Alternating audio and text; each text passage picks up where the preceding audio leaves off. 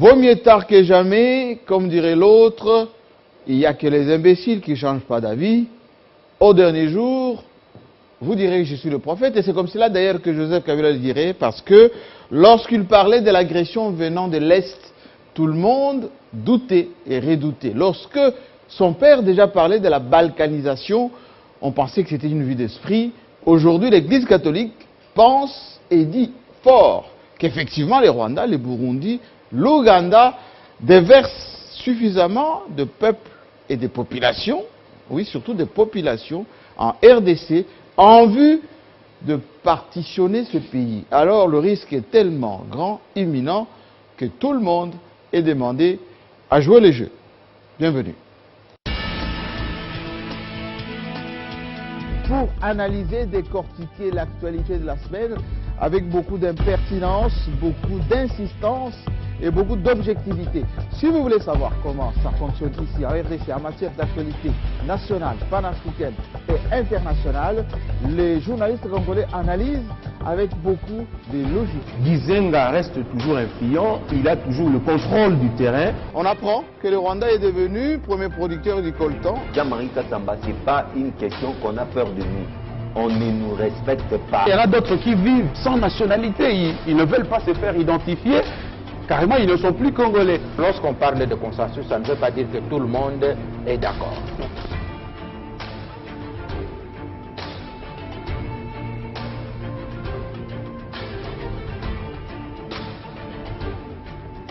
C'est chaque samedi 18h sur votre chaîne. Salut.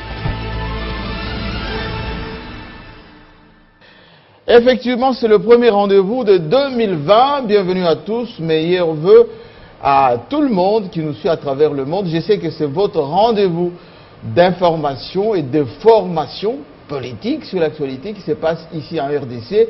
Bien évidemment, nous jetons un œil sur la marche du monde.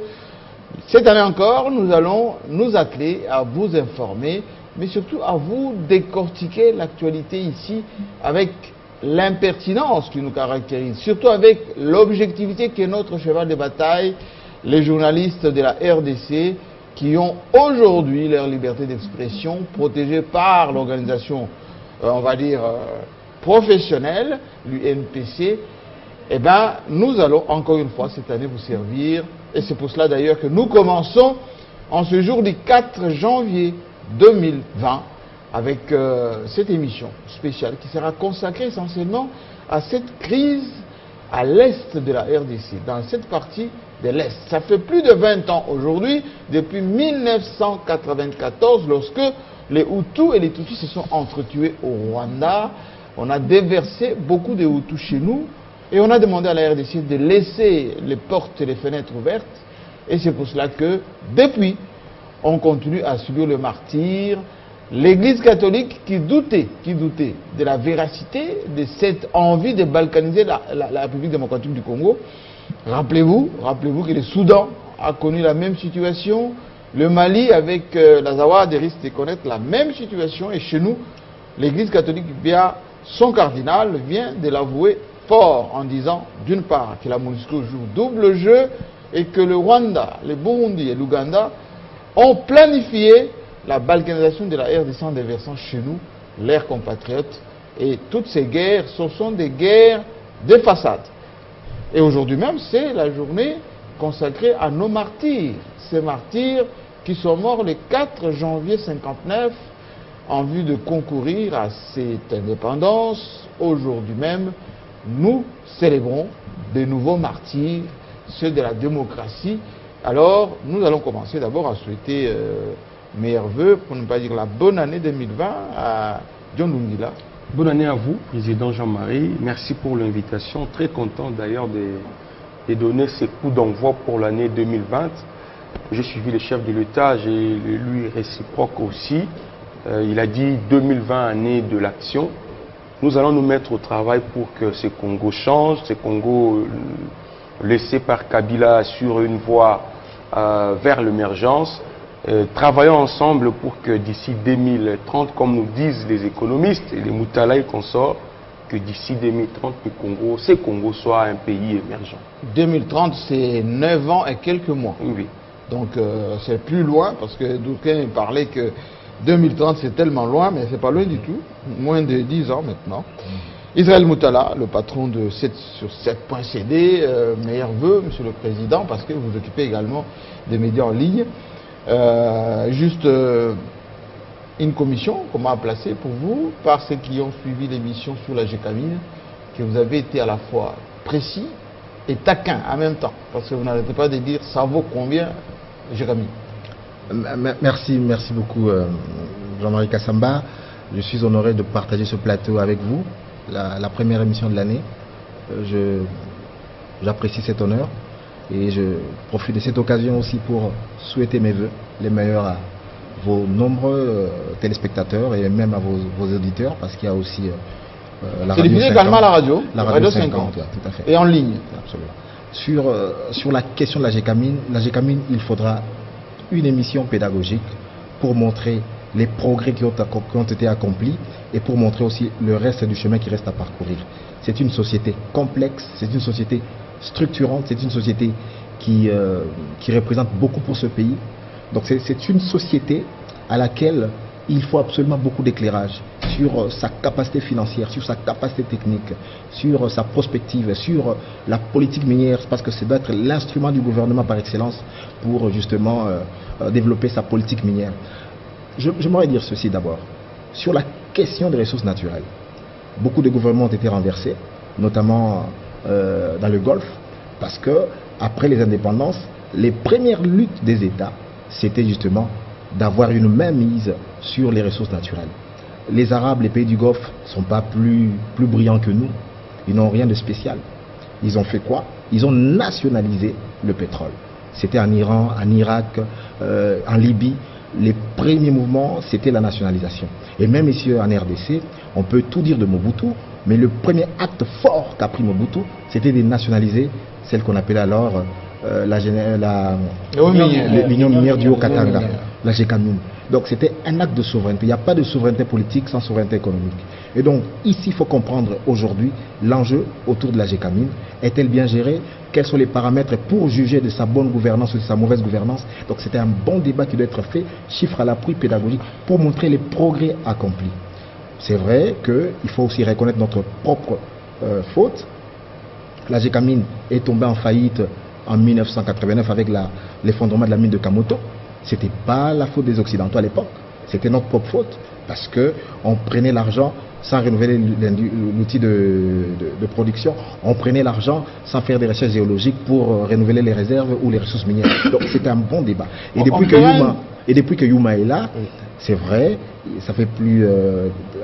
il a amené à un certain point, il a mené des grandes batailles aussi, notamment la bataille contre Glencore, qui avait justement amené l'endettement de 9 milliards, qui avait surendetté la KCC, Kamoto notamment. C'était une grande bataille que Yuma a menée et qui a ramené cet endettement, je crois, à 4 milliards de dollars. Donc c'est un gain de beaucoup de milliards. Il y a beaucoup de débats. Une émission sur la Gécamine. C'était juste parce que lorsque nous avions diffusé effectivement cette émission avec... en collaboration avec notre ami Christian Lusakona au Top Congo, et j'ai eu beaucoup de réactions, vous trouvant assez pertinent comme d'habitude. C'est pas que j'étais contre la Gécamine, mais j'étais posé des questions pertinentes. Alors, bonne année aussi à Denis Kaninda, journaliste entre guillemets indépendant, on ne dira jamais assez, entre guillemets indépendant, parce qu'on connaît là où effectivement son cœur bat, mais on ne le dira pas. Bonne année. Merci beaucoup, bonne année Jean-Marie Kassamba. Merci beaucoup de cet honneur que vous me faites aujourd'hui de participer à cette première émission. Je suis sur beaucoup de plateaux, mais je crois que Télé 50 fait un grand travail.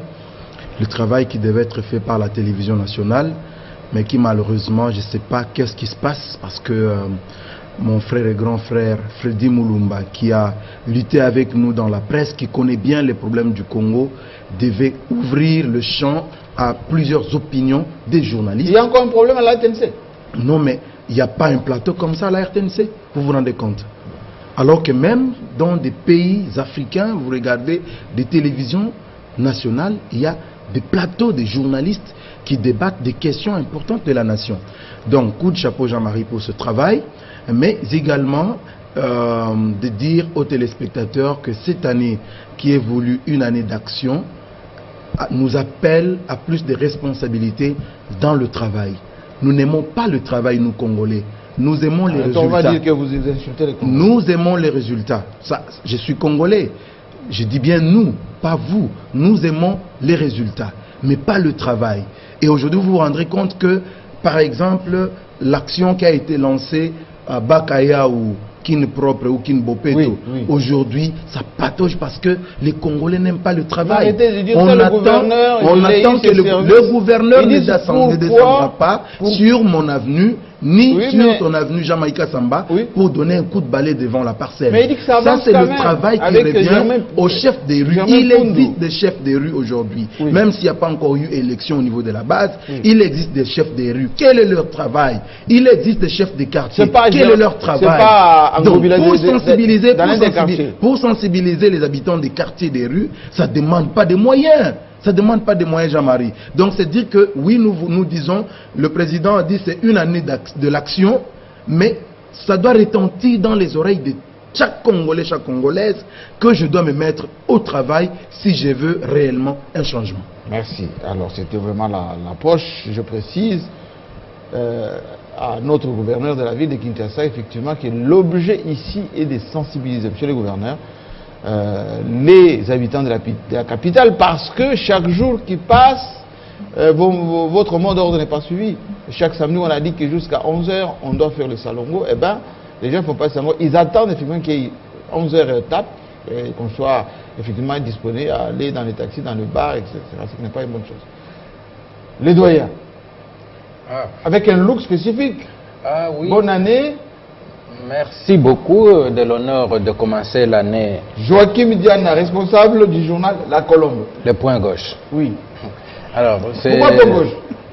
Le point gauche, hein, Attention, on va vous dire, on est à la période du percute en ce Ah moment. oui, oui, moi je ne donne pas les uppercuts, mais le point gauche.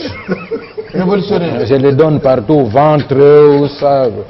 Les percutes, ça ne se donne que Je là. Moi, suis sûr donne que partout. sur Internet, on va prendre cet extrait. Non, il ne dit pas qu'il donne deux coups, Diana. Il exprime son point de vue. Bien évidemment, avec beaucoup de vigueur. Merci et bonne année à tous les nombreux téléspectateurs de Télé 50. Il faut sortir de ce pays pour connaître l'audience de cette télévision et de cette émission. Vous descendez de l'avion comme ça. Moi, je suis le grand frère de Fabien Lumbala. Je dis, mais pourquoi? Parce qu'il vous voit à Télé 50 et il se souvient qu'il a un jeune frère, Fabien Lumbala, qui est de ça. J'ai vu dernièrement le 29 ici, à Kanyama. Au Katanga là-bas. Au Katanga, je suis le grand frère de Fabien Lumbala. Ça, c'est un Libanga. Oui, on a compris. Alors, c'est pour dire que Oui. laissons notre ami Freddy tranquille. Vous ne savez pas ce qu'il a. Ce qu'il a comme La patate problème. chaude. La patate chaude qu'il a. Donc, espérons que Il aura les mains libres. les mains libres qu'il n'a pas. Alors, vous avez la parole de doyen. Je vais vous permettre de commencer cette thématique parce que je sais que c'est un sujet qui vous tient par cœur. Balkanisation de la RDC, Fridolin Ambongo, cardinal de son État, accuse directement Paul Kagame, Museveni, accessoirement les Burundi, et il leur dit arrêtez de déverser chez nous vos populations parce que nous en avons marre. Il faut nous laisser cette balkanisation que vous planifiez contre la RDC. Il dit à peu près la même chose que Mouzito, mais avec un peu plus de civilisation comme font les prêtres. Hein. Oui, tout à fait. Mouzito dit qu'il faut faire la guerre au Rwanda directement. Donc lui, il n'a pas dit ça. Ce qui me surprend, c'est que Monseigneur Ambongo, le cardinal, le dise maintenant. Le dise maintenant, c'est comme si le Congo vient de commencer. C'est comme si le cardinal vient de sortir d'un coma et il constate que le Congo commence maintenant. Mais c'est déjà fait combien d'années, de décennies, nous dénonçons la balkanisation et que lui, particulièrement, Il disait c'est une vue d'esprit. Vue d'esprit et que c'est la mauvaise gouvernance. Et on a même accusé le président honoraire de complicité, de ceci. On pensait même que c'était... on pouvait mettre fin à cette situation, aller par un simple coup bâton de magie. C'est pourquoi j'ai dit, face à une déclaration comme celle de Cardinal Ambongo, je la prends avec... Je sais que ce qu'il a dit, c'est une vérité. Mais pourquoi maintenant? Mais pourquoi lui, maintenant? Et pourquoi et là-bas? Et pourquoi il est allé là-bas? J'ai même suivi dans beaucoup de médias, on l'appelle le chef de l'église catholique du Congo. Non, l'église catholique du Congo a comme chef le pape à Rome. Ici, il est le chef de l'église de Kinshasa. Il est l'archevêque de Kinshasa. Le cardinal n'est pas chef des évêques du Congo. C'est qui est au moins le président de la conférence épiscopale. Mais pourquoi est-ce que Ah, voilà. Posez-vous la question. C'est pas sa circonscription. Et comme ça, les gens, si c'est dans le cadre de ces positions, parce que tout l'Amouka est en train de passer. Je vous ai toujours dit que c'est le cardinal de l'Amouka. Ambongo. Ambongo, c'est l'Amouka. Suivez son discours. Est-ce que ça a quelque chose de différent du discours de Bissanga, le Bissanga Bonganga, de tel, tel? Oui. Et quand il le dit, à la suite de Muzito, et nous avons le droit de prendre sa déclaration actuelle avec des pincettes. Ne vient-il pas renforcer ce discours-là à tel point... Est-ce qu'il n'est pas en train de mettre un peu en difficulté Félix Tshisekedi? Mais tout à fait. Pour dénaturer son pouvoir et les actions militaires qui sont en train de... Si nous activons le Rwanda, nous réactivons l'animosité de Kigali et consorts, oui. Mais nous créons d'autres adversaires, d'autres fronts, alors que pour le moment, le front est clair.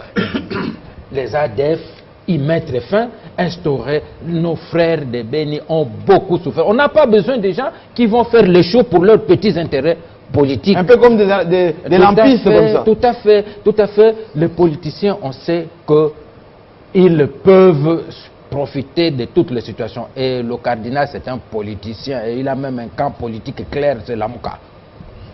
C'est l'Amouka, c'est clair. Direct, alors, mais moi, pourquoi sur ce genre de choses... Vous ne prenez pas les gants. Lorsqu'il s'agit de la sécurité du Congo, il ne faut pas mettre des gants.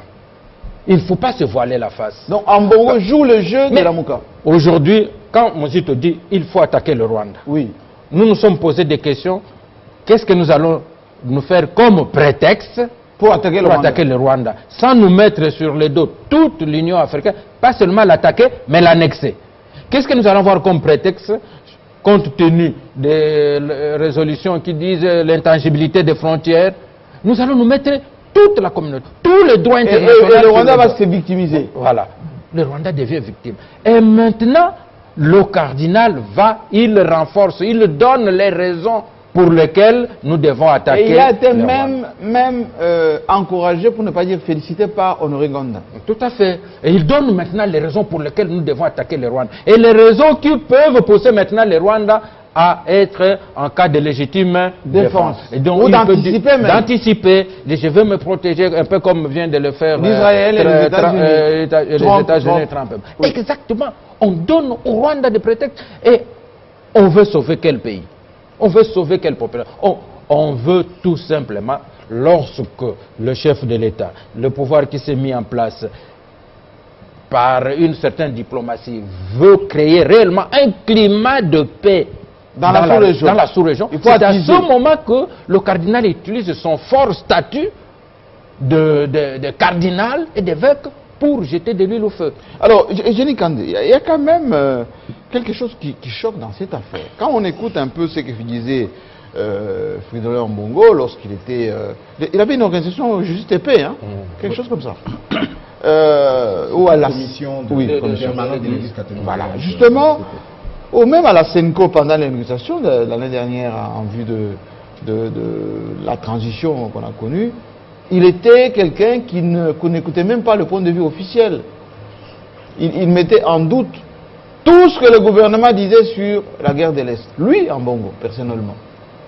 Et on sait que pendant la transition, il faisait beaucoup, et Mosengo d'ailleurs, beaucoup d'allées et venues en Belgique, à Rome, à Genève, etc. Et Dieu sait que la plupart des miniers qui ont financé la Mouka ont leur filiale ou leur bureau de représentation au Rwanda. À partir de quand Ambongo est devenu ennemi du Rwandais? Non, mais Jean-Marie, moi, je suis un peu inquiet par rapport à aux prises de position du cardinal. Pourquoi parce que vous voyez le schéma, c'est qu'on ne croit pas en ce que dit le gouvernement ou le pouvoir actuel. On ne croit pas. Martin Fayoulou, avant de tenir son discours qu'il a tenu des vœux aux Congolais, il a souhaité aller d'abord dans l'Est. Oui. C'était pour vérifier est-ce que c'est que dire le pouvoir par rapport à l'Est, c'est vrai ou faux. Mais ils vont là-bas, ils ne trouvent pas à redire. Parce qu'effectivement, il y a un changement qui s'opère sur le terrain. Ils sentent que les forces armées de la RDC sont vraiment en train de travailler pour neutraliser les forces négatives. Le travail s'est fait. Contrairement à ce que nous qui nous pensons ici à Kinshasa, parce que nous ne voyons pas ce qui se passe, nous ne savons pas mesurer la grandeur du travail qui est en train d'être fait par nos forces armées de la RDC. Oui. Et nous pensons qu'il n'y a rien qui est fait là-bas. Mais je crois que tous ceux qui ont fait les déplacements, ils ont quand même compris quelque chose. Parce que nous étions avec vous à l'an 1 d'une émission de la place ici. J'étais avec j'étais avec un compatriote avec qui on se retrouve souvent sur des plateaux. Il est de la Mouka. Il me dit non, mais mon cher Denis, sur la question de l'Est, nous devons nous mettre d'accord que c'est une question de sécurité nationale. Nous ne devons pas être divisés sur cette question. Alors pourquoi Ambongo attise le feu? Ambongo va là-bas. Mais il revient. Il est dans une logique de soutien à la déclaration d'Adolphe Muzito. Parce que, bon, moi malheureusement, j'ai raté l'accréditation. J'ai eu M. Labbé en retard pour avoir l'accréditation. Mais lorsque j'ai lu les amis qui ont écrit, j'ai compris que le cardinal, tout en parlant de l'attaque contre le Rwanda, il ne reprend pas les mots de Muzito. Mais seulement il dit la même chose tout en prétextant que nous devons d'abord réformer notre armée, nous devons équiper notre armée. Pour quelle fin? Ça, il ne dit pas. Pour attaquer. Pour attaquer. Mais il ne l'a pas dit. Donc, c'est dire aujourd'hui que le cardinal se place dans une position qui inquiète. Parce que nous sommes dans une phase où nous avons besoin de la paix dans l'Est du Congo. Nos compatriotes ont beaucoup souffert. Mais les tireurs de ficelles qui sont à la fois dans l'Est et à Kinshasa, ils ne sont pas contents de ce qui se passe actuellement. Alors, je pose cette question. La Mouka était dans une logique de pouvoir amener le pays dans un état d'ingouvernabilité. C'est comme Muzito l'avait dit. Hein? Et il l'avait dit. Et c'est dans cette même logique que Muzito va évoluer pour dire clairement que la RDC doit déclarer la guerre au Rwanda. Parce qu'il sait que quand on va déclarer la guerre, eh bien, nous sommes déjà dans la classe intermédiaire, parce qu'il y a une étude qui a démontré que nous avons en Afrique, sur les 45 États qui ont été évalués, nous sommes dans l'étape intermédiaire, c'est-à-dire il y a des pays qui sont des pays à risque, parce que défaillants dans leur système de climat des affaires. Il y a des pays, sortir de là. Nous sommes en train de sortir de là, parce qu'aujourd'hui, nous sommes un pays à risque, un pays à risque très élevé, mais il y a des pays à risque extrême. Nous ne sommes plus là-bas. Comme l'Éthiopie, voilà, la Somalie. Voilà, nous ne sommes plus dans ces pays. Alors maintenant, l'objectif de la Mouka, c'est de nous ramener en bas. De nous ramener en bas. Et lorsque vous suivez les cardinals, quand ils parlent du climat des affaires, il dit il n'y a pas d'investisseurs. Il n'y a pas d'investisseurs. Ce sont les aventuriers. Et les investisseurs les investisseurs sérieux ne peuvent pas venir dans cet état aujourd'hui de risque. Mais qui oublie que chaque investisseur, lorsqu'il amène un projet, il y a un principe qui dit on mesure d'abord les risques. il mesure le risque et on sait qu'en économie, il y a un principe qui ne risque rien, n'a rien. Alors, je vous Donc pose cette le question. cardinal, à la fois, il souffle le chaud et le froid. Il dit, non, le peuple, j'invite le peuple à espérer, à avoir un peu d'espoir. Parce que, mais le discours, dans le fond, il dit autre chose. Alors, vous étiez ici, d'ailleurs, si on a encore nos images, on mettra ça pour mieux comparer. Jenny Kandé, ou plutôt Kaninda, journaliste indépendant. Je vous avais posé cette question lorsque le président Fachi est parti à Rome, avec une forte délégation. Il est encore parti ici, au stade de Martyrs.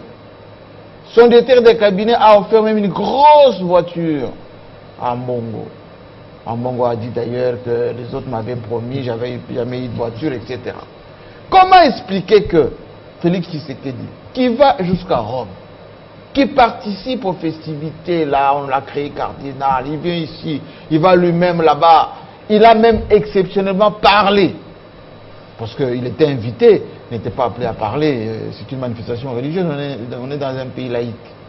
Mais il a parlé tellement qu'il voulait donner de lui-même. Comment le même Mbongo, enfin Fridolin, de son prénom, cardinal, peut comme ça jeter des pots de banane au pouvoir de Félix Tshisekedi, en discréditant l'opération militaire en cours, en discréditant les efforts diplomatiques qu'il est en train de faire dans la sous-région, en voulant créer des bisbis avec le Rwanda. Pour qui? Enfin, qui est plus malin que l'autre? Félix Tshisekedi ou Mbongo?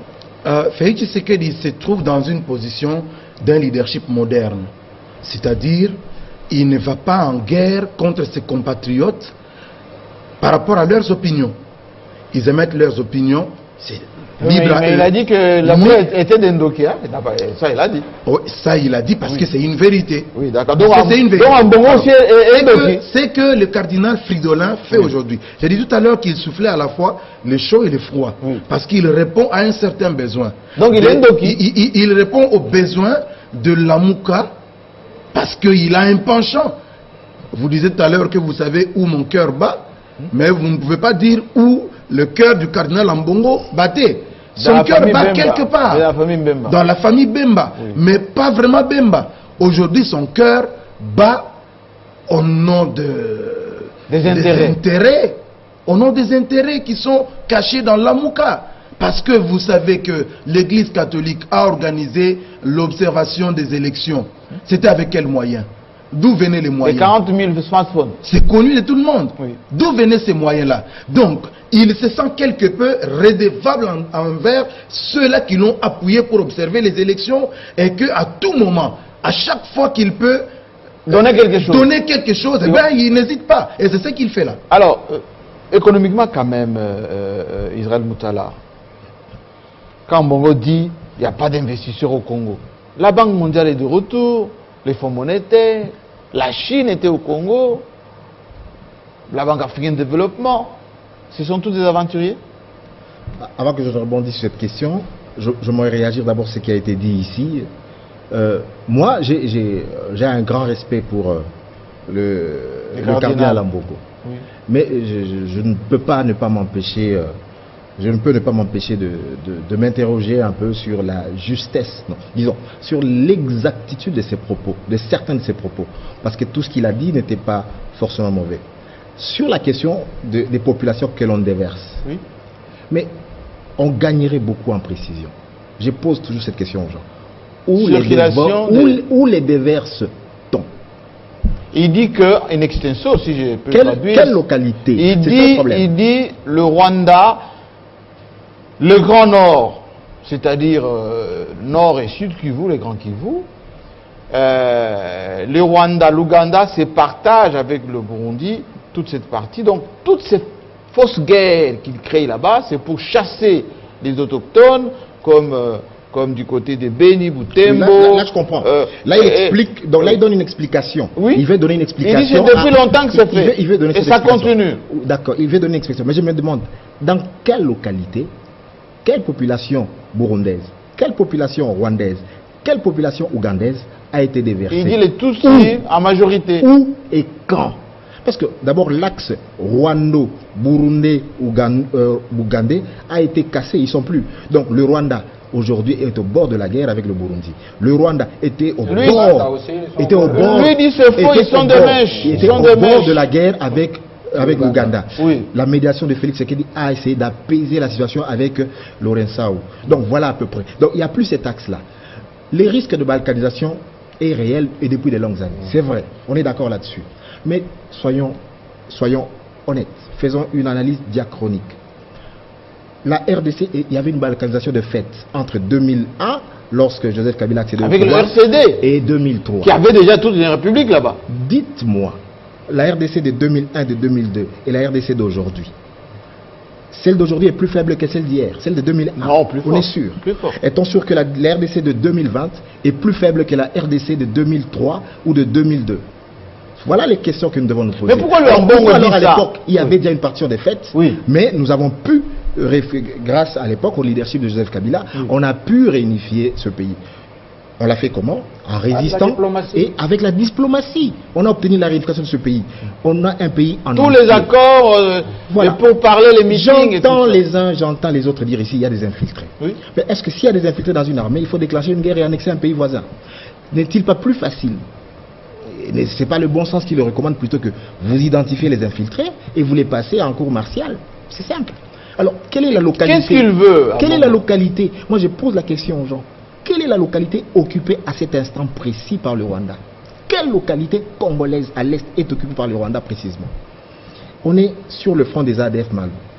Des ADF qui créent des problèmes depuis 2014 de manière récurrente et de manière violente. Oui. Il faut s'attaquer à cette racine-là. C'est vrai, c'est une politique des terres brûlées, on massacre des gens Il dit que c'est la politique des Ougandais, volontairement pour chasser les autochtones, les Nandais, et placer les leurs. Parce que les Nandais, d'abord, ce problème, c'est quoi? C'est l'ethnie la plus majoritaire à l'Est. Donc, c'est une ethnie aussi qui est à cheval, comme la plupart des entre l'Ouganda et l'Ouganda. Donc voilà. Alors maintenant qu'on nous dise, bon d'accord, parce que les massacres ont commencé depuis 2000, de manière récurrente depuis 2014. Oui. Bon, ça fait maintenant, nous sommes en 2020, à peu près 7 ans. Oui. Qu'on nous dise quelle population entre-temps a quitté l'Ouganda et s'est installée dans quelle... Voilà les questions précises. L'Église catholique, c'est une des organisations les mieux représentées à travers le pays. Qu'on nous dise dans quelle localité, quel type de population. Alors, pour quel objectif Ambongo tient ce discours? Voyez-vous, alors c'est là que je ne comprends pas. Parce que ici, bon, il a mis un peu du bémol dans ses propos en disant qu'il ne fallait pas vraiment faire la guerre, mais il fallait qu'on obtienne tout ça par la diplomatie. Oui. Et puis, bon, il a vu lui-même le sacrifice de notre armée parce que le jour où il est arrivé là-bas... reçu par les chefs d'état-major. Le jour où il est arrivé là-bas, il a vu que 2 de nos soldats étaient tombés au front. Oui. Donc, je pense que aussi, en ce moment où nous sommes en guerre, nous devons aussi respecter la mémoire de nos soldats. Nous devons aussi respecter l'armée, respecter le sacrifice qui est fait sur terrain. La guerre, c'est pas une chose qu'il faut banaliser. Donc moi, je pense qu'aujourd'hui, ces propos de Ambongo ont jeté vraiment un doute. Mais on vous a dit clairement, Félix lui-même a dit clairement que sa politique, c'est quoi? C'était la diplomatie. Voilà pourquoi est-ce qu'il a entendu. Mais pourquoi il remet en cause les efforts de Félix? Alors, mais je n'irai pas à dire que c'est parce qu'il épouserait les thèses... de la Mouka. Parce que même à la Mouka, tout le monde n'est pas d'accord avec Mouzito. Il faut quand même souligner ici que Bemba n'a pas été d'accord avec l'approche de Mouzito. Il faut souligner que Katumbi n'a pas été d'accord avec l'approche de Mouzito. Je répète encore ma théorie ici. Les risques de balkanisation est réel, mais c'est parce que d'abord nous sommes fragiles à certains égards. On doit consolider l'État. C'est pas une question c'est une question nationale. Chaque jour que nous consolidons notre État, en termes d'armée, en termes de police, en termes de soins de la territoriale de base, en termes aussi de ce qu'on appelle le contrôle de nos frontières, en termes de tout ça, quand on renforce l'État, en termes d'état civil aussi. Dans nos villages. Économiquement parlant, ma question que j'ai posée tout à l'heure concernant les dénigrements des investisseurs qui sont en RDC. Il dit, un investisseur sérieux n'est pas en RDC, tous ceux qui sont là sont des aventuriers. Ce n'est pas quand même fort de café, ça, de la part d'Ambongo. Bon, le problème, c'est que... c'est encore une fois, ça veut dire que pour attirer les investisseurs, on est encore très loin du compte. Ça, c'est une réalité. Le problème, ce n'est pas de... Mais au point de traiter tout le monde aventurier. Non, tout le monde n'est pas aventurier, absolument. Tout le monde n'est pas aventurier. Oui. Tenke Fungurume a mis à peu près 3 milliards de dollars. Oui. Il est venu ici. Kibali avec Randgold, ils ont mis à peu près 2 milliards de dollars d'investissement. Qui d'autre? Les Ivanoé est ici avec des méga projets dans les lois là-bas. Ils mettent des centaines, des milliards des centaines de millions de dollars. Voilà, il y a des investisseurs sérieux qui arrivent. Il y a eu une mission des États des grands groupes américains qui sont venus ici, voilà, pour prospecter le terrain. Il y a un mouvement. Donc, aussi longtemps qu'il n'y a pas Fayoulou, il n'y a pas la Mouka, ben, tout ce qui s'est fait avec Joseph Kabila, c'est pas bon. Joseph Félix Tshisekedi, c'est pas bon non plus. Mais c'est ça le problème aussi. Mais l'UDPS la prend à ses dépens parce que quand elle était dans l'opposition aussi, elle brocardait tout ce qui était pouvoir de Kabila. Donc maintenant, aujourd'hui qu'elle est aux affaires, elle se rend compte que elle se rend compte aujourd'hui qu'elle est victime de la mauvaise foi dont elle a fait aussi preuve à certains égards contre Kabila. Et donc c'est le retour de la manivelle. Donc aujourd'hui aussi, même demain aussi, s'il arrive qu'il y ait alternance en 2023, vous verrez que la Mouka aura un langage d'État. Il n'aura plus un langage politicien. Alors, John Lungila, je sais que l'autre fois, lorsque vous avez fait une analyse ici, les gens disent mais il est tellement dur de parler comme ça contre les gens de l'Église catholique. Mais là, Ambongo donne quasiment les fouets pour se faire taper par les nationalistes. Là. De la manière dont il attise le feu entre la RDC, le Rwanda, le Burundi. On sait que ce n'est pas les grands amours entre nous. Mais au point de dire, eh ben, on nous déverse des gens, ça c'est juste pour chauffer les esprits faibles, que voilà, on vous a toujours dit qu'il y a des Rwandais chez nous, même le prêtre de l'Église catholique l'a dit. J'ai beaucoup de respect pour le cardinal Ambongo, mais je nous vais beaucoup. Demander à ceux qui nous suivent d'être... Mon cardinal. D'être démocrate parce que c'est un point de vue qui ne fait pas l'unanimité. Même au sein de l'Église. Même la Bible nous dit qu'il y a des faux pasteurs. Hein, ils viendront, ils vous parleront de Jésus, mais ils ne sont pas nécessairement des pasteurs. Comme les cardinals a tenu un discours nationaliste, mais ce n'est pas un bon nationaliste, ce n'est pas un vrai nationaliste. Il faut voir les tensions avec laquelle aujourd'hui, parce que ce que le cardinal a dit, c'est un ancien évangile. Ça a été prêché depuis les années 60 par Lumumba, le père de l'indépendance. On parlait de la balkanisation. Et à l'époque... Il disait balkanisation. Et voilà, balkanisation. Oui. Et à l'époque, vous savez dans quel camp se trouvait l'église catholique. Ah. Pourquoi Kimbangu, pourquoi l'église Kimbangiste existe aujourd'hui?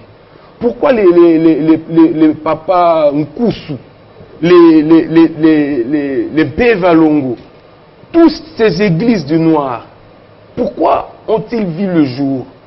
C'est à cause de ça. Ah, ils étaient collaborationnistes. Parce qu'au départ, la guerre était psychologique. La colonisation était psychologique. Il fallait résister. D'abord au niveau spirituel. Et sur le plan matériel, on a parlé de la balkanisation. Sur le plan spirituel, il fallait lutter contre l'ingérence, contre la domination d'abord spirituelle. C'est pourquoi les Kimbangu ont lutté contre les Blancs, qui sont venus chez nous comme des missionnaires catholiques. L'histoire est là. C'est une ancienne évangile. Donc, Ambongo, pasteur de l'église des colonisations, qui se découvre une culture des nationalistes. Alors, moi, je vais demander à l'église kimbangiste de réserver une bonne place pour le cardinal, parce que c'est un nouveau fidèle maintenant, il a compris. Ah, il est devenu kimbangiste. Voilà, il fait devenu kimbangiste. Même à Papa Nkoussou, à toutes ces églises des Noirs, qui ont lutté contre la domination étrangère aujourd'hui. Il faut qu'ils prennent le petit lait, le petit verre du lait. Pour voilà, finalement, on est compris. Si c'est le cardinal qui le dit, qui le déclare. Mais, alors, tout à l'heure, Joachim Diane disait que il veut utiliser, prêcher les faux pour cacher le vrai. Enfin, autrement dit, il est la Mouka, mais il ne veut pas le dire parce qu'il veut emprunter les discours de la Mouka, mais en réalité, il est en train de créer une situation de bellicisme pour enfin obtenir les résultats de la révolution qu'ils ont toujours cherché. Bon, le cardinal n'a pas été précis. Pour une fois, il a été oisif. Il a dit des choses un peu comme un acteur politique. Il pouvait dire des choses pour des intérêts politiques. Je suis d'accord avec Moutala parce que est-ce que le président peut nous dire c'est dans quelle localité, c'est dans quel territoire exactement où on peut constater cette réalité. Il est facile d'accuser le Rwanda, un pays voisin, mais ça dérange déjà la politique de bon voisinage et c'est dangereux. Et je pense qu'aujourd'hui, la politique diplomatique, même sur la ligne sécuritaire adoptée par Félix Tshisekedi, aujourd'hui qui a compris, parce que c'est bon voisinage. Kabila faisait la même chose. Mais vous savez, bon, je vais demander aux amis du CAJ, c'est ça l'église au milieu du village que vous ne comprenez, que vous n'avez jamais compris à l'époque. Vous regardez oui. Oui, parce qu'il connaît là où son cœur bat. Et je veux dire que c'est ça l'église au milieu du village. Vous savez, Kabila a souffert de ça avec le cardinal Moussengo. C'est pas facile. Quand le cardinal prend de telles positions, c'est pour mettre en difficulté le président. Ça met en difficulté le président. Pour moi, c'est un discours qui vient pratiquement saboter les efforts fournis. Je ne sais même pas si le chef de l'État aura encore le courage de continuer. Imaginez, vous allez continuer, Yon Lungila. On a vu le président avec Kagame en train de sourire, etc. Et cette photo a fait beaucoup un buzz à travers Internet.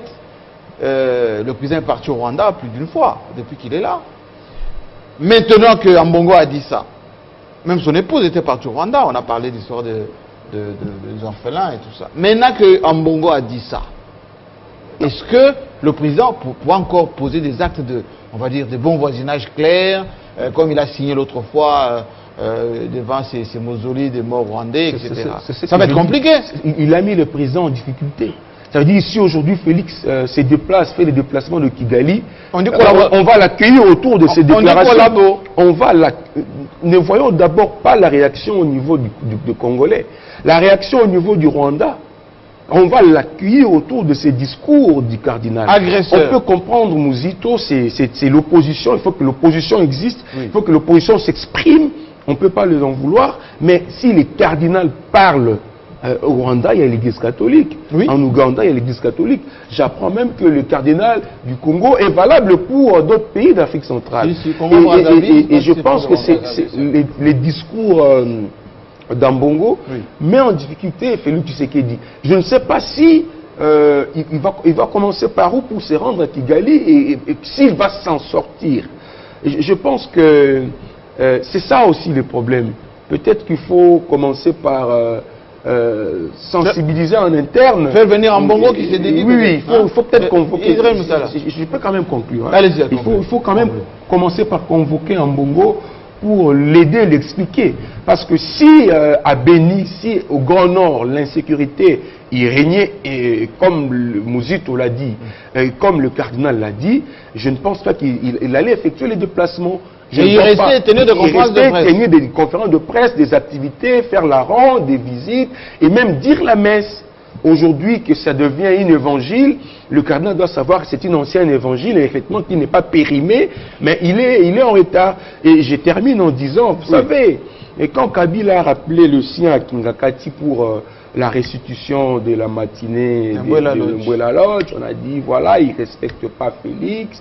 Pendant que le président voulait inaugurer, c'est tous les ministres qui sont partis. Mais il ne faudrait pas aussi que le cardinal oublie que tout le pays, le président de la République, le ministre, le président de deux chambres du Parlement, les sénateurs, pratiquement tout le pays avait effectué des déplacements pour l'honorer à Vatican. Oui. Il ne doit pas l'oublier. C'est aussi une dette morale qui doit payer au retour. Je pense que il doit quand même revoir un peu son discours parce que... Félix Tshisekedi paie à monnaie des singes, apparemment. J'aimerais d'abord rebondir sur la dernière parole de John. Oui. C'est-à-dire que c'est vrai que le cardinal a été honoré par la visite de plus hautes autorités, tout à fait. Tout le monde. Mais cela ne veut pas dire que... il doit mettre en veilleuse sa liberté d'opinion et sa liberté de parole et son rôle de pasteur de critiquer quand il faut critiquer, de féliciter quand il faut critiquer. Mais sauf que ici, on estime quand même que ces propos mettent mal à l'aise quand même, ne sont pas étayés, comme je l'ai dit, ne sont pas suffisamment étayés. C'est où, c'est quand, c'est comment, il n'a pas étayé ses propos. Et ensuite, ça met mal à l'aise la diplomatie de Félix Tshisekedi, parce qu'il veut obtenir la paix, notamment par la diplomatie. Aujourd'hui, pourquoi est-ce que Félix fait le déplacement du Rwanda? Il peut bien faire le déplacement du Rwanda sans photo. c'est de l'hypocrisie. Mais on sait que quand les chefs de l'État se rencontrent, ils plaisantent, voilà. Mais on peut bien justement filtrer les images et les gens peuvent penser qu'ils ne se sont pas salués et tout ça. Non. Le Rwanda est notre voisin, il est là. Mais le problème, c'est qu'un message comme celui-là, si Félix soutient Kagame, ils se tiennent par la main, ça pacifie aussi les peuples. Ça apaise les esprits, les populations. Voilà que il est accepté par le voisin l'accepte. Et nous aussi, on doit faire pareil. On fait baisser les tensions. Nous sommes d'abord au Congo ici, où on n'accepte même pas qu'il y a des Tutsis d'origine congolaise. Bon, on les a, les Tutsis chez nous. Les Nilotiques, on les appelle. Où on n'accepte pas qu'il y a des Hutus congolais. Bien sûr. Voyez-vous déjà là-bas, on part sur de mauvaises bases. Oui. On a des Hutus dans le Rutshuru, on a des Tutsis dans le Nord Kivu et au Sud Kivu. Et on a une partie de Nilotiques d'origine congolaise, on les a aussi en Ituri. Donc, il faut d'abord que... C'est ça d'abord ça. D'abord dans l'opinion, il y a une bonne partie de l'opinion. Il faut que les intellectuels, les hommes politiques assument qu'il y a des Tutsis, que notre population congolaise, elle est constituée de plusieurs ethnies. Et donc cette légende de dire que les Tutsis qui sont chez nous sont des Tutsis du Rwanda. Les Roubaix-Rois, les Yaouga, tout ça, ce sont les Rwandais qui sont chez nous. De dire que ce sont des Congolais à 100%. De chez nous. Voilà, de chez nous. Il faut qu'on assume qu'on assume leur congolité, parce que ce n'est pas une congolité, voilà, c'est une congolité authentique. Il faut qu'on l'assume. C'est ça le problème. Comme il y a les Bakongo à Brazzaville, les Bakongo chez nous, comme il y a les Tégué au Gabon, au Brazzaville. Il faut qu'on assume ça. Donc ça veut dire que les Rondes aussi, ils ont les mêmes droits que tous les Congolais. Il faut qu'on assume ça, qu'on dépasse ces questions là-bas tribales, qu'on les dépasse. Et ensuite, j'aimerais dire ceci. Tous les propos qui ont été mis sur la place publique par Ambongo, ça peut déclencher quoi? Ça déclenche la méfiance, ça peut déclencher ce qu'on appelle les guerres préventives. Le Rwanda se sent en insécurité, qu'est-ce qu'il fait? Voilà. Là, on est en train de préparer l'opinion, une opinion congolaise qui sera hostile. Qu'est-ce qu'on fait? Ils vont préparer une guerre.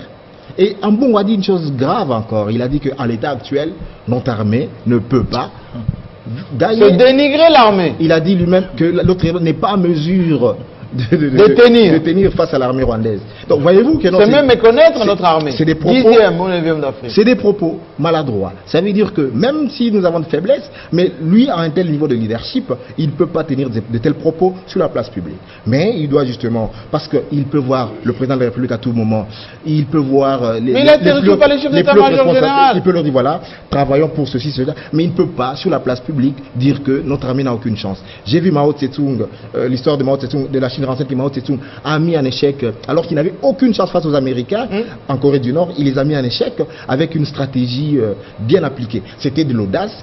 Sur papier, Mao Tse-tung à l'époque n'avait pas une armée forte, il se recherchait, mais avec de l'audace, avec de la témérité, il a pu affronter les Américains en Corée du Nord et il a gagné une bataille avec les Américains qui a précipité un peu aussi leur départ. Et donc moi je ne peux pas dire que aujourd'hui notre armée n'a aucune chance par rapport à l'armée rwandaise. Alors Jenny Kande, je voyais un peu... Kanida, pardon, Kande c'est l'autre. Enfin, c'est des similitudes, hein, on est du même coin. Est-ce que John Lungi avait raison de dire Ambongo, d'abord, il met en difficulté le président de la République, sa diplomatie, et que c'est quand même pas très mature ce qu'il tient comme propos, y compris face à l'armée. Non mais c'est le pourquoi de cette émission. C'est une émission pédagogique qui permet de pouvoir ouvrir les yeux des Congolais. Nous ne pouvons pas laisser les propos du cardinal prendre place dans l'opinion congolaise. Parce que nous avons aujourd'hui une armée qui travaille, qui a fait ses preuves en Afrique. Mais excusez-moi, ça me vient à l'esprit.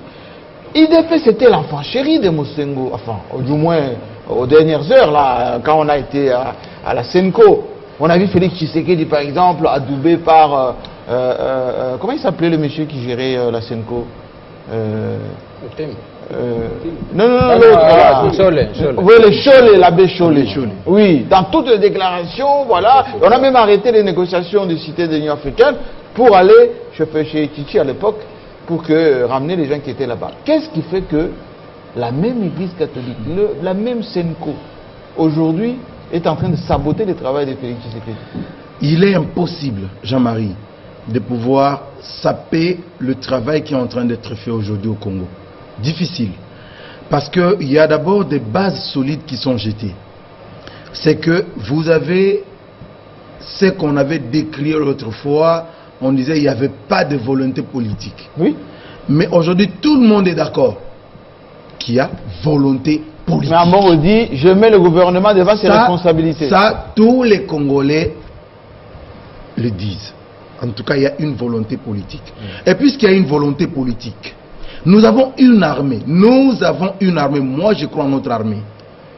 Je crois en notre armée parce que j'ai vu ce qu'ils ont fait en Centrafrique, alors que tous les militaires qui étaient envoyés en Centrafrique pour apporter la paix là-bas n'arrivaient pas. Mais le contingent congolais est arrivé quand même à rétablir la paix dans beaucoup de territoires. Donc nous avons une armée qui rassure aujourd'hui.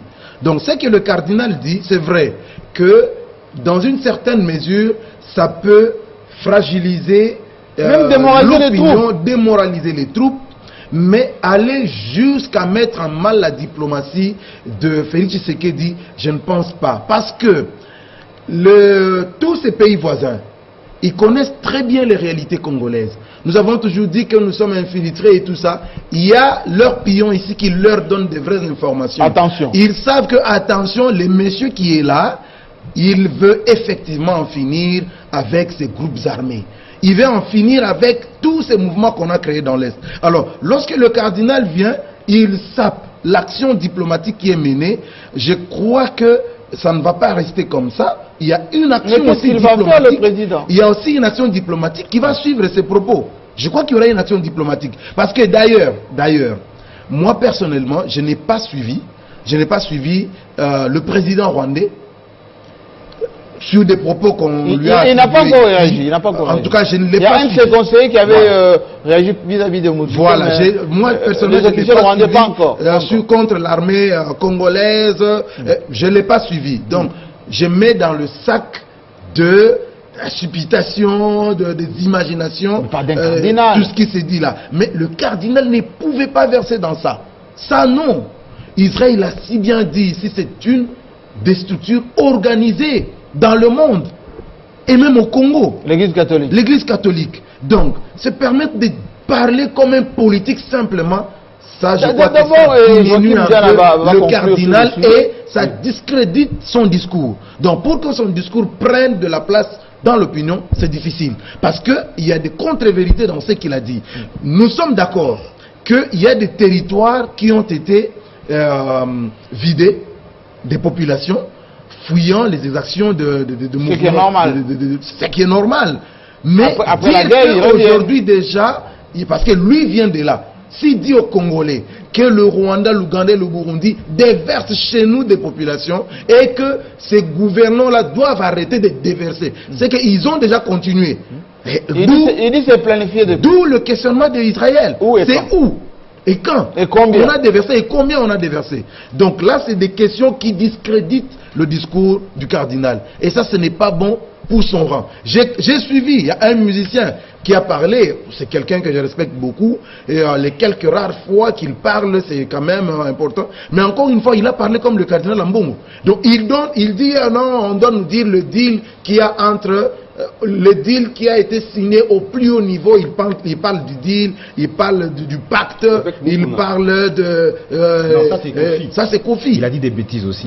Ouais. Alors on doit nous dire c'est quoi ce deal-là qui consiste à verser le sang des Congolais. Non, moi j'appelle ce monsieur Kofi Olomide à jouer la musique. Il maîtrise bien les questions des femmes et de l'argent. Il maîtrise bien ces questions-là. Ce sont des thèmes qu'il maîtrise, qu'il s'appuie sur ça. Qu'il laisse la politique aux politiciens. Chez nous au Congo, on dit Kwanga Tikela Bateke. Donc il ne doit pas s'attendre. Je sais que Kofi Olomide, il suit. Le conseil vaut aussi pour le pasteur Mukuna. Il vaut aussi pour le pasteur Mukuna qui raconte sa vie. Qui change un peu trop, Mukuna. Absolument. Donc il donnait des conseils aux autres pasteurs à l'époque. Il disait il ne faut pas faire la politique, il ne faut pas ceci. Et aujourd'hui, il est plein dedans. Non, il dit n'importe quoi. Alors je vais vous donner des informations un peu rapides parce que nous sommes en direct, comme vous le savez.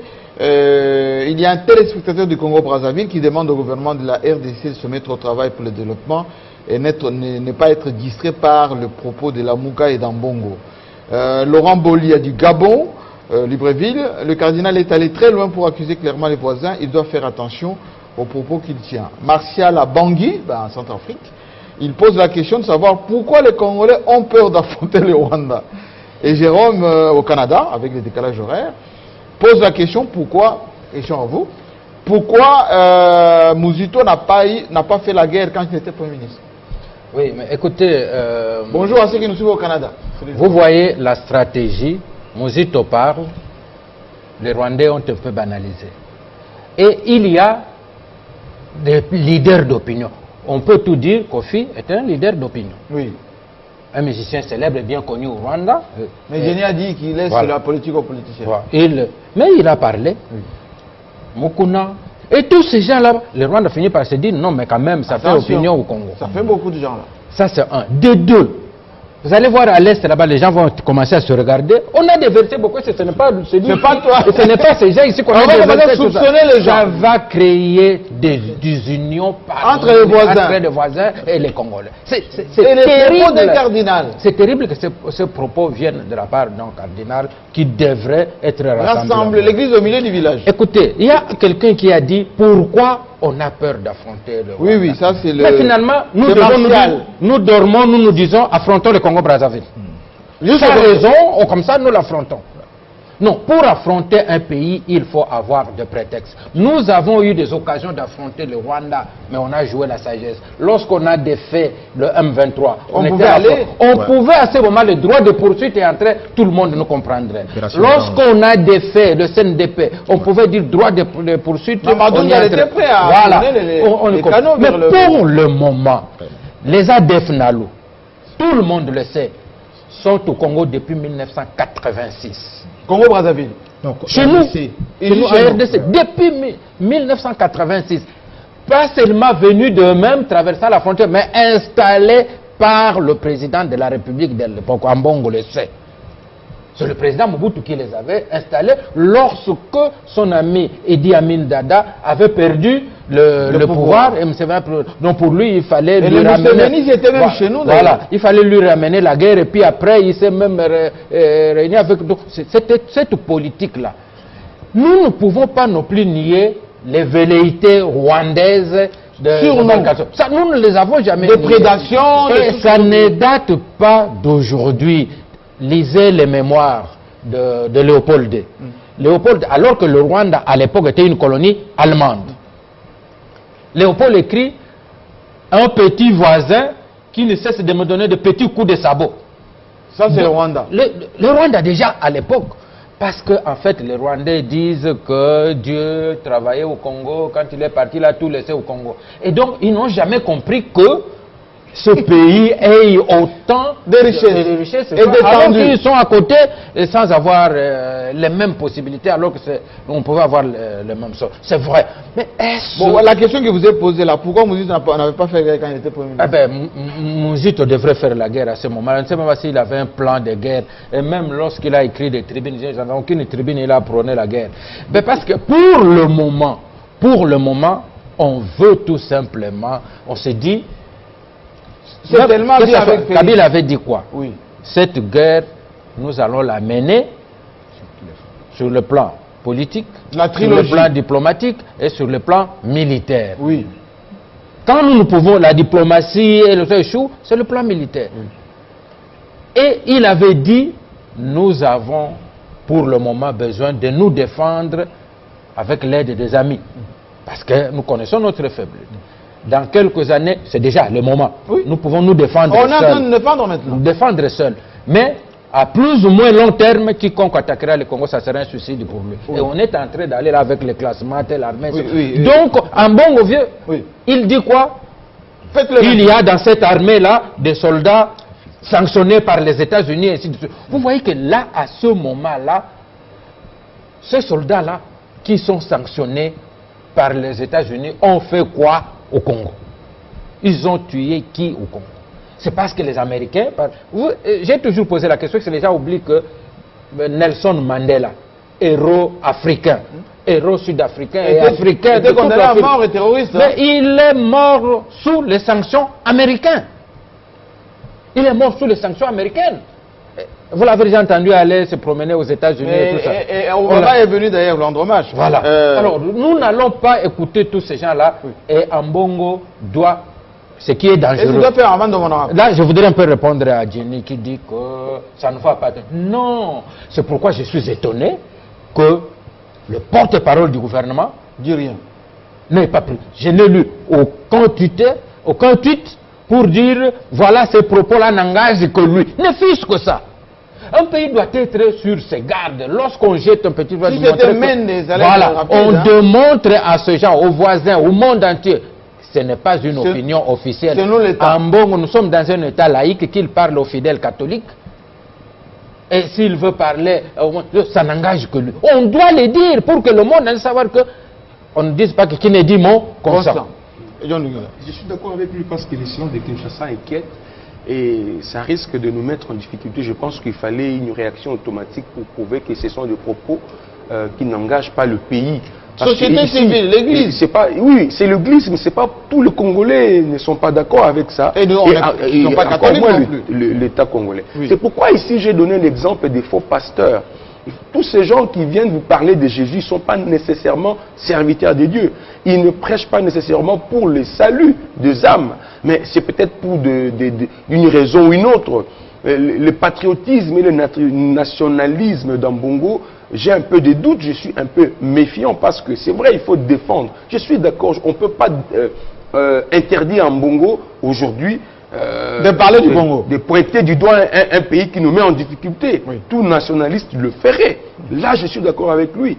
Mais son nationalisme devient dangereux quand il s'attaque même à notre armée. Quand il met à nu, vous ne pouvez pas ouvertement dire que ma femme fait pipi au lit. Ça ne va pas. Si vous ne l'aimez pas, il y a une manière de le faire. Mais il ne faut pas l'étaler au grand jour. Et là, c'est dangereux. Et là, il faut chaque comprendre l'intention. Je suis aussi d'accord. Là où je suis d'accord avec Ambongo, c'est sur le plan économique. Quand il dit chez nous des investisseurs, des aventuriers, mais oui, il a raison. Il a raison. Regardez aujourd'hui. Regardez qu'on se dise de vérité. Oui. Si on avait des investisseurs sérieux, si c'est Kabila qui était l'obstacle pour que le Congo se développe, mais on aurait dû voir la pluie des investisseurs chez nous. On n'aurait pas le budget de 10 milliards de dollars. Pour un Congo aussi grand avec beaucoup de besoins. Oui. La gratuité de l'enseignement, on se bat, on cherche le moyen. Le président se bat seul, le Congo se bat seul. Et il y a eu beaucoup de promesses d'ailleurs qui ne se réalisent pas encore. Beaucoup de promesses, mais peu de réalisations, de concrétisation. La Banque mondiale qui a promis le FMI, mais jusque-là, les résultats, c'est avec quels résultats? Je suis d'accord qu'Israël nous rappelle que les sociétés minières ont amené des capitaux chez nous à la hauteur de millions, de milliards, mais les résultats sur terrain, on ne sait rien. Ils ramènent tout d'ailleurs. L'exemple beaucoup plus patent, c'est les festivités et la Noël. Bonne année, comment ça a été fêté par le Congolais. Timidement, parce que sur le plan économique, ça ne marche pas. Pourquoi? Parce que les investisseurs ne sont pas, ils n'accompagnent pas la politique du chef de l'État. Vous savez, je suis d'accord avec ceux qui pensent. Hier, on disait Kabila a manqué la volonté politique pour faire telle chose, telle chose. Aujourd'hui, vous avez compris que la volonté politique seule ne suffit pas parce que le président de la République veut changer le Congo. Il veut changer les choses. Il veut que la pauvreté s'arrête. Il veut lutter contre, éradiquer la pauvreté. Il veut que le Congolais aille à l'école gratuitement. Il veut que le Congolais accède aux soins de santé. La volonté politique est là, mais le résultat n'est pas là. Il faut travailler, il faut envoyer les Congolais au travail. Voilà pourquoi je suis d'accord avec ces messages venus de Brazzaville qui demandent aux autorités congolaises, au chef de l'État, de se mettre au travail. On doit se mettre au travail. On doit travailler parce que qu'on a parlé des gens qui créent des sociétés de recouvrement. La volonté politique ne va pas produire pour recouvrer la solution. C'est le travail qui va produire le résultat et nous allons tous nous réjouir. La volonté politique seule ne suffit pas. Oui, Israël Moutala. Non, sur cette question d'abord de mettre les Congolais le président doit mettre les Congolais au travail. C'est un mouvement. Mais là, on va développer, je suis d'accord avec John, le président au travail, mais c'est sa capacité à entraîner la nation. C'est un mouvement. Le développement est un mouvement. Mais il a dit dans son discours que c'est un mouvement. Dès le mois de janvier, ça commence. Non, le mois de janvier... Le déclic, c'est comment? Non. Ça commence comment le déclic? Je risque de me perdre un peu parce que je suis encore sur la thématique rwandaise. Oui. Mais émergence, développement économique, c'est un mouvement de fond où toutes les structures suivent une vision clairement articulée, où il y a l'exemplarité, où il y a une séquence d'actions et tout ça qui vont produire des résultats. Nous sommes en 2020, mais 2020 sera le reflet du travail que nous avons accompli en 2019. Et donc, si nous voulons voir 2021 meilleur, nous devons maintenant commencer à travailler aujourd'hui pour que le travail que nous allons fournir pendant 2020 se reflète en 2021. Donc maintenant, là, je n'ai pas vu les actions fortes, puissantes cette question, en 2021. Nous sommes en janvier. Voilà. Permettez. Non, mais pardon Jean-Marie. Oui. Je risque de me perdre. J'aimerais d'abord terminer sur la question du Rwanda. Oui. J'entends les gens nous dire qu'on a peur du Rwanda. Oui, ça c'est un centre africain. J'aimerais répondre à cette de question. Bangui, Je suis tout à fait d'accord avec Ghana. La guerre, ce n'est pas une chose qu'on déclenche à la légère. Il faut avoir des raisons.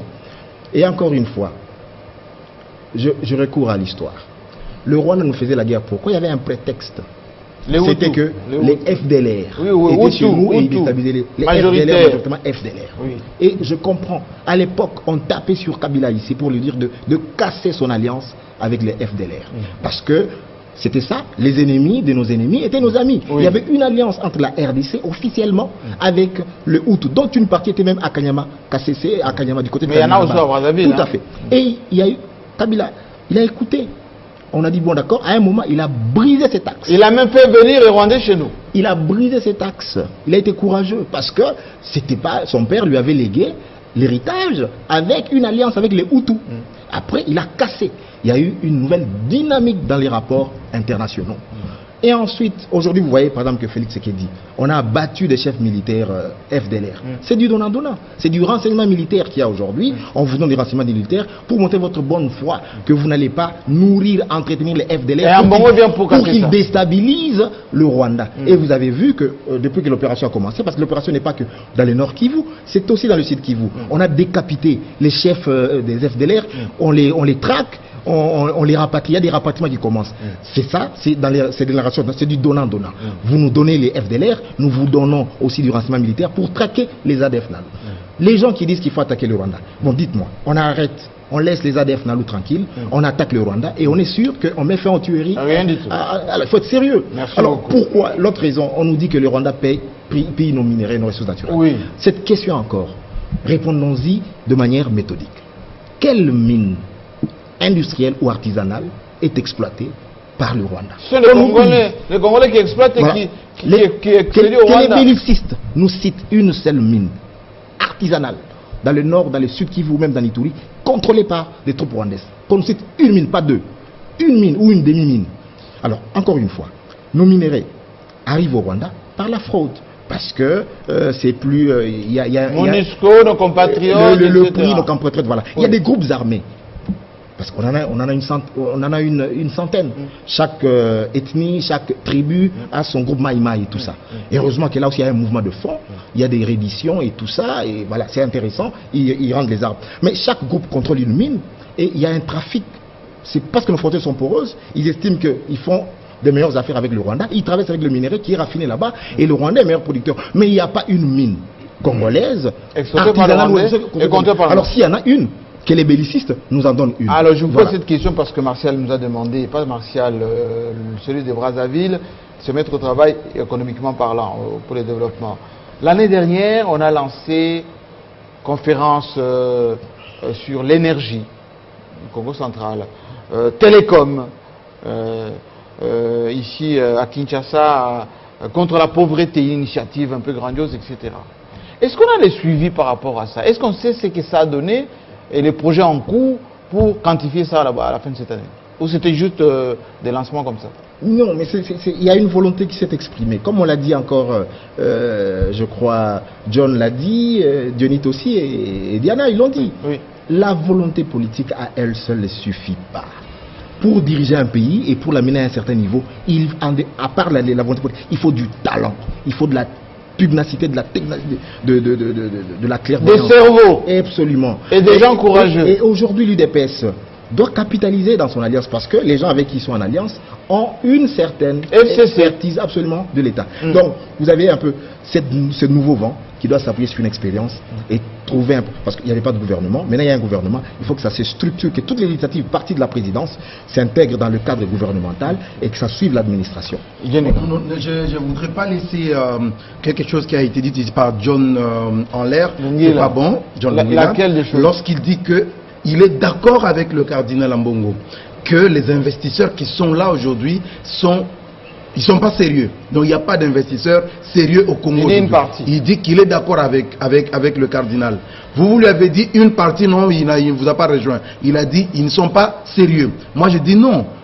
Eh bien c'est vrai, ils sont venus, ceux qui sont là aujourd'hui sont venus à l'époque de Joseph Kabila. Si John dit qu'ils ne sont pas sérieux, bon, je lui laisse ce bénéfice de doute, mais moi je ne pense pas que tous sont sérieux. Depuis janvier, il y en a quand même qui étaient là. Je ne pense pas qu'ils sont tous moins sérieux. Donc c'est pour dire qu'aujourd'hui, nous avons des investisseurs qui arrivent. Mais seulement lorsqu'un investisseur vient, ce n'est pas les jours où il arrive, vous ressentez directement les résultats de ce dont il est, pourquoi il est venu. Non. Et même lorsqu'il évoque la gratuité de l'enseignement, la Banque mondiale, je crois que c'est le FMI, a demandé au gouvernement congolais de prendre en charge les 3 derniers mois de 2019. Et que leur appui va commencer en janvier, c'était ça. Je crois que c'était ça. Alors donc, dire aujourd'hui aux Congolais que les investisseurs ne viennent pas et tout, non, il faut peut-être se renseigner. Moi, je dis que les investisseurs viennent déjà. Il y a des informations qu'on a par-ci par-là et même dans la presse. On a des informations. Mais qu'on arrête aussi de recevoir les touristes. Arrivent. Mais il faut. Ça, c'est sérieux. Un bon nous devons arrêter. Il faut vraiment qu'on soit nous-mêmes sérieux de ce côté-là pour dire qui est investisseur et qui ne l'est pas. Parce qu'il y a des commissionnaires. Il y a des gens qui ouvrent des bureaux pour les investisseurs. Nous devons éviter. Nous connaissons aujourd'hui les gens qui troublent l'économie congolaise, qui ne sont pas même investisseurs, mais qui étaient des commissionnaires, qui viennent au Congo bréduits, mais après, demain, vous sentez que c'est devenu un milliardaire. Donc ça, nous devons éviter. Merci bien. Concluons. Il a utilisé le mot juste commissionnaire. Ça ne vient pas de moi. Ça vient de lui. Commissionnaire. Nous devons éviter de tomber dans ça. Quand tu parles de la gratuité, on voit comment le chef de l'État, il tient. Donc, à chaque fois qu'il tient un discours, il revient sur la gratuité de l'enseignement. Et je vois même comment son ministre Bakonga peine, il se bat pour que ça soit une effectivité. Bakonga est notre invité demain d'ailleurs. Nos investisseurs ne suivent pas la priorité des chefs. Ils sont pas là. Vous les appelez des commissionnaires. Alors, moi, je vais terminer. Je n'ai pas appelé les investisseurs commissionnaires. Une partie. C'est pour déplorer l'hypocrisie de nos autorités. Pourquoi je suis d'accord avec Kabila quand il décide de rester chez lui à Kingakati, loin de toute cette hypocrisie. Vous savez, dans des négociations politiques, Roubaix est là, Nyarugabou est là, vous avez cité même Franck Ndjiki et consorts. Dans ce gouvernement, ce sont des collègues qui sont travaillés. Des Congolais. Ils sont Congolais. Oui. Mais parce que vous êtes là et que vous vous retrouvez comme ministre, vous les acceptez. Mais quand vous quittez le gouvernement, ce sont des Rwandais, il faut le chasser. Cette hypocrisie doit s'arrêter, je suis d'accord avec Israël. Il faut qu'on dise à nos autorités... Ce sont nos compatriotes. Ce sont nos compatriotes. Vous êtes le premier à les accepter comme collègues au gouvernement, comme... comment dire, interlocutaire dans des négociations. Je ne vois pas même le chef, le paix à son âme, Tshisekedi, à un moment donné, avait fait recours également au Rwanda pour avancer dans des négociations. Absolument. Donc, arrêtons l'hypocrisie, arrêtons de tromper, de manipuler l'opinion parce qu'on veut avoir une punion sur lui et vendre en mal l'image des compatriotes qui sont avec nous, qui sont congolais comme nous. Merci beaucoup. On doit céder maintenant la place au journal pour... permettre, je pense, à la rédaction de votre chaîne de vous donner la dernière livraison d'informations qui va continuer d'ailleurs jusqu'à demain parce que votre émission sera diffusée jusqu'à lundi. Demain dimanche, à partir de 13h30, heure de Kinshasa, nous allons recevoir Willy Bakonga qui est le ministre en charge de l'enseignement. On parlera beaucoup de sujets, y compris la gratuité d'ailleurs. Portez-vous bien, on aurait voulu parler de martyrs d'hier et d'aujourd'hui, mais comme vous le savez, les martyrs on en fait en tout cas avec ces genres de déclarations un peu irresponsables. À la semaine prochaine.